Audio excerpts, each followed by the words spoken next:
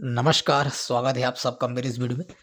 तो इस वीडियो में हम बात करेंगे बीएससी सब्जेक्ट के अंतर्गत 3 अलग-अलग विषय हैं, जिसमें से कॉन्सेप्ट ऑफ बिजनेस, संवैधानिक मूल्य और herbal plant and human health. ये जो बीएससी के अंतर्गत विषय है, इसका क्वेश्चन पेपर के बारे में। और ये जो क्वेश्चन पेपर है, रायगढ़ यूनिवर्सिटी का क्वेश्चन पेपर है और दिसंबर 2025 में इसका एग्ज़ाम हुआ है। अभी-अभी आज ही हुआ है। मैं जो एग्ज़ाम हुआ है उसी डेट में बता रहा हूँ, 29/12 और 2025 को। तो आज ही इसका एग्ज़ाम हुआ है, तो इसी के बारे में। तो अगर आप दूसरे यूनिवर्सिटी के हैं और आपका ये जो तीनों सब्जेक्ट है, अगर आने वाले दिन में आपका एग्ज़ाम है, या फिर अगर आप 2026 में देख रहे हैं और आपका एग्ज़ाम है, तो भी आपका ये प्रीवियस ईयर क्वेश्चन पेपर के रूप में जो है काम आएगा कि किस तरह के क्वेश्चन आते हैं। तो वीडियो अंत तक ज़रूर देखें। और आप कोई भी संकाय वाले हो, चाहे बीए के हो, बीएससी के हो, बीएससी बायोमैथ्स, बीबीए हो, बीसीए हो, कोई भी हो, तो ये बीएससी सबको पढ़ना है। सभी के लिए बहुत इम्पोर्टेंट है। और 3 विषय है, फिर से इसको बोल रहा हूँ, 3 सब्जेक्ट है इसमें, इस वीडियो में हम देखेंगे। वीडियो अंत तक देखें, लाइक कर देंगे, शेयर कर देंगे। चैनल को अगर आप अभी तक सब्सक्राइब नहीं किए, तो सब्सक्राइब ज़रूर कर दें, ताकि इस तरह की जानकारी आप तक पहुँचते रहें। और ये जो है रायगढ़ यूनिवर्सिटी का है, तो क्वेश्चन पेपर जो है पैटर्न है, सिलेबस सभी यूनिवर्सिटी का सेम ही है। अब जो एनईपी के अंतर्गत जो है, एनएपी 2020 के अंतर्गत जितने भी क्लास हो रहे हैं सेमेस्टर में, तो सभी का एग्ज़ाम पैटर्न हुआ, सिलेबस हुआ, सेम हुआ, इसलिए क्वेश्चन पेपर और भी ज़्यादा इम्पोर्टेंट हो जाता है। तो ज़रूर देखें कि इस तरह क्वेश्चन आए। चलिए वीडियो शुरू करते हैं। सबसे पहले हम देखेंगे कॉन्सेप्ट ऑफ बिजनेस।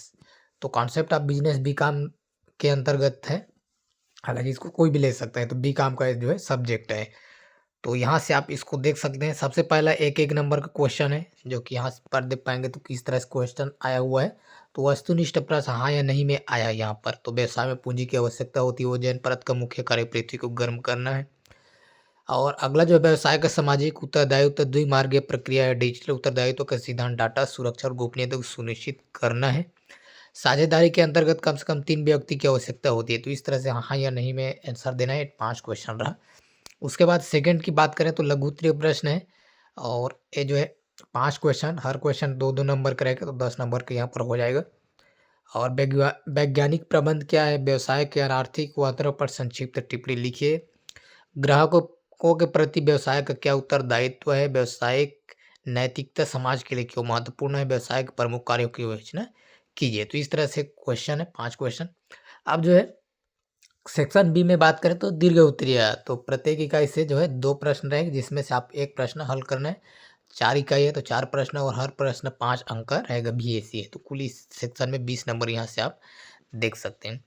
तो इकाई पहला प्रश्न की बात करें तो तीसरा, प्रवर्तक की परिभाषा दीजिए, उसके अधिकार एवं कर्तव्य बताइए। इसके अथवा में जो प्रश्न आया हो, व्यावसायिक संगठन के विभिन्न रूपों की व्याख्या कीजिए। इकाई सेकंड की बात करें, भारत के वर्तमान व्यावसायिक पर्यावरण में भारतीय प्रबंधकों की समक्ष मुख्य चुनौती क्या है।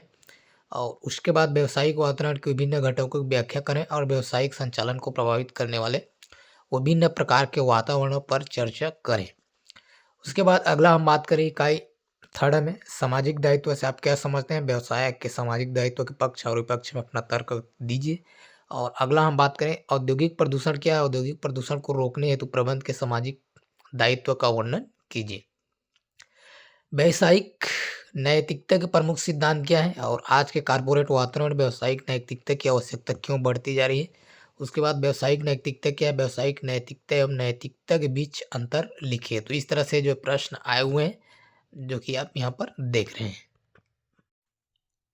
और अगला हम बात करें बीएससी सब्जेक्ट के अंतर्गत ही कॉन्स्टिट्यूशनल वैल्यू, संवैधानिक मूल्य है, जो पॉलिटिकल साइंस का है। हालांकि इसको बीएससी के रूप में सब पढ़ना है, बीए, बीएससी, बीसीए, बीबीए सब है।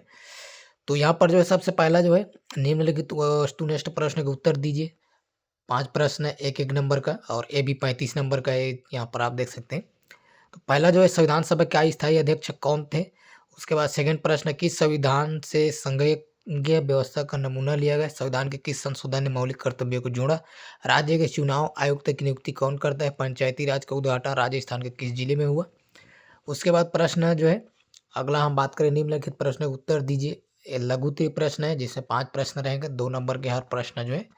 तो संविधान की प्रस्तावना का महत्व और संसदीय शासन प्रणाली से क्या समझते हैं, मौलिक अधिकार व मौलिक कर्तव्य में अंतर, केंद्र राज्य के मध्य विधायी संबंधों की विवेचना, पंचायती राज की त्रिस्तरीय व्यवस्था का अर्थ बताइए। तो इस तरह से क्वेश्चन है। अगला है दीर्घ उत्तरीय, 4 प्रश्न रहेंगे, हर यूनिट से जो है 2 उसमें से 1 बनाना है और 5 नंबर का। तो इस तरह से आप देख सकते हैं। भारतीय संविधान की प्रस्तावना में वर्णित मुख्य सिद्धांत को स्पष्ट कीजिए। भारतीय संविधान की प्रस्तावना का महत्व बताइए। और भारतीय कार्यपालिका क्या है, इसका संसद के प्रति क्या उत्तरदायित्व है। भारतीय संघवाद विश्व का अनूठा संघवाद है, कैसे। अगला जो है इकाई थर्ड में 5वां प्रश्न की बात करें तो भारतीय संविधान में दिव्यांग नागरिक के लिए क्या क्या अधिकार दिए हैं। राज्य के नीति निर्देशक सिद्धांत का वर्णन कीजिए इसके अर्थों में।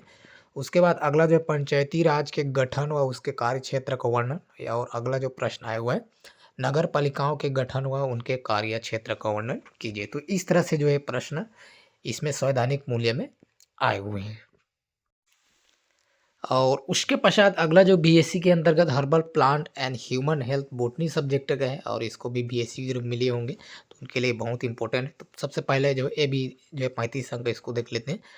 तो निम्नलिखित प्रश्न का उत्तर दीजिए। तो 5 प्रश्न है, एक नंबर का। हर्बल बगीचे का मुख्य उद्देश्य क्या है। तो यहाँ पर आप देख सकते हैं, यहाँ पर ऑप्शन दिया गया है, इसमें से आपको बताना है। उसके बाद अगला हम बात करें आयुर्वेद के जनक हैं। उसके बाद अगला जो है गिलोय का वैज्ञानिक नाम है। उसके बाद जो है सी मैप मुख्यतः किस पर अनुसंधान करता है, तो ये ऑप्शन दिए गए हैं।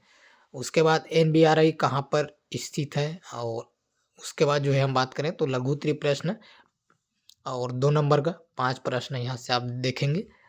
तो लिपिड प्रदान करने वाले पौधों के नाम और इथेनोमेडिसिन पर टिप्पणी लिखिए। सबसे पहला प्रश्न है लिपिड प्रदान करने वाले पौधों का नाम। दूसरा, उसके बाद छत्तीसगढ़ के 2 प्रमुख औषधीय पौधों के नाम एवं उपयोग।